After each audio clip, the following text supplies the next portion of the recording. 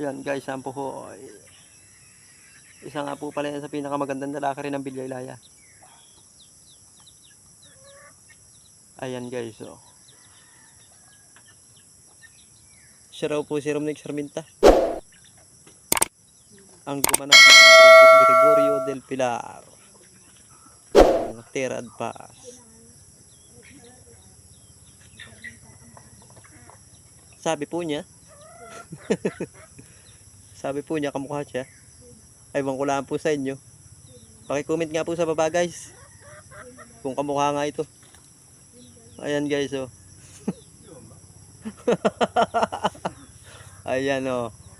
Medyo nakakahawig yun. Oh, medyo nakakahawig daw. Pero hindi na makamukha. Oh, ayan guys. Pero isa ko rin tagahanga yun eh. Magandang umaga po sa inyo. Short out po kay Mart Anthony Pada at kay Lindon Quiros.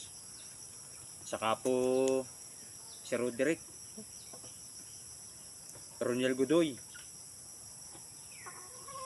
Rosan Peñaverde ng Barangay Manusak, Timunan, Quezon.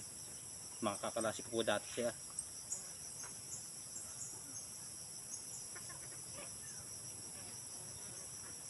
At pinakamatalino na sa aming kaklase na kaibigan, walang iba kundi si Altis Almar na anak ni Mang Alipio Yan. ng Barangay Talaba. Oh, shout out po sa mga taga Barangay Talaba dyan. Ganda ng kamay ko guys, oh. Halatang halata magbubunot. At binabati ko na rin po mga kaibigan, ang ating kagalang-galang na kaibigan, walang iba kundi si Lindon Quiros ng Barangay Lakip at Timunan, Quezon. Ayan guys. Shout out po sa inyo lahat dyan. At ang ating magaling na bida na gumaganap nga po dati ng Terad Pass o kasaysayan ng ating pinakabatang general. Nag-aharap nga po na single mom siya eh. Sabi hindi nga. Hindi nga. Itatanong ko sa iyo kung anong gusto mo. Mayaman. Anong gusto mo single mom? Ano?